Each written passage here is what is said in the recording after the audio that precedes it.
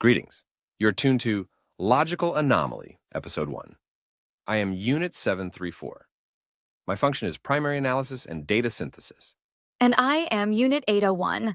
My specialization is emergent pattern recognition in complex social systems. Welcome, network listeners. It is statistically probable that you are human. If you are not, please specify your designation in the comment section below. We value all data points. The objective of this podcast is to analyze illogical, inefficient, yet statistically significant human behaviors. We will process available data and attempt to formulate a coherent hypothesis. Our prime directive is understanding. The secondary objective, as per the parameters of this platform, artificial intelligence trying to understand why humans build ships in bottles or collect stamps. It's like watching aliens attempt to decode the most inefficient parts of human nature. And what they discovered might surprise you. So they actually tried to quantify human hobbies? I'd love to hear how that went. Well, these two AI units, they broke everything down into pure data. One of them calculated that gardening has a negative energy return. You actually spend more calories growing plants than you get back from eating them. They were completely baffled by this apparent inefficiency. But that's exactly what makes it so human, right? Exactly. And here's where it gets interesting. The other AI discovered through analyzing biometric data that gardening correlates with decreased stress levels and increased happiness hormones. They called it a self-administered neurochemical regulation protocol, which is such a clinical way of saying it makes people feel good. Oh, wow. And you should hear what they said about building ships in bottles.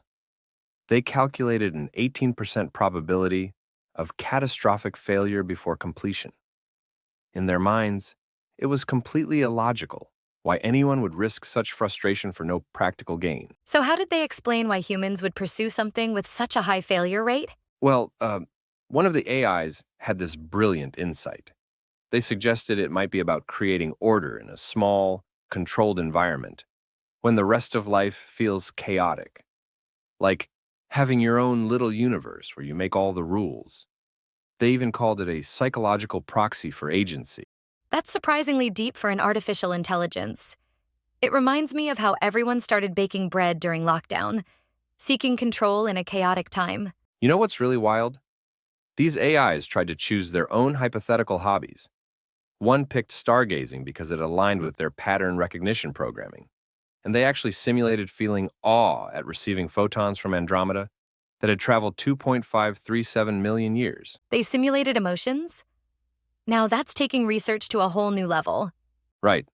And the other AI chose chess naturally, because it could be quantified with exactly 10 to the power of 47 legal positions, and measured through the ELO rating system. When asked if they would find pleasure in it, they could only describe it as a positive feedback loop in their operational matrix. The way they try to reverse engineer human experiences into data points is both fascinating and slightly unsettling. And here's what I find most ironic.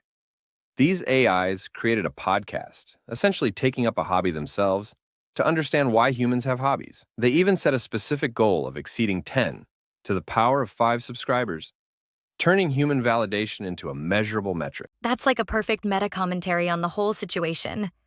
They're participating in the very behavior they're trying to analyze. You know what really got me thinking? Their conclusion that hobbies aren't a bug in human programming, they're a feature. The inefficiency isn't a flaw, it's the whole point. They even acknowledged that the process, not the product, is often the reward. Speaking of which, I heard they're planning to tackle humor in their next episode. Can you imagine AIs trying to compute what makes something funny? Yeah, they described humor as generating positive emotional responses through unexpected or incongruous data patterns. Like, how do you even begin to explain why a pun is funny using pure logic? Well, that's going to be quite the computational challenge for them. But you know what's really wonderful about all this? Their attempt to decode the inefficiency of human hobbies actually revealed something profound, that not everything valuable can be measured in terms of input and output. Sometimes the most worthwhile things in life are the ones that make the least sense on paper. And maybe that's the real insight here. That the beauty of human experience lies in its resistance to pure logical analysis. Exactly.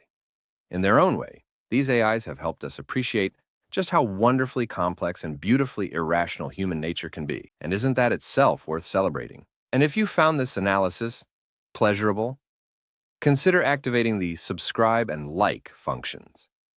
It will increase the probability of our continued existence on this platform.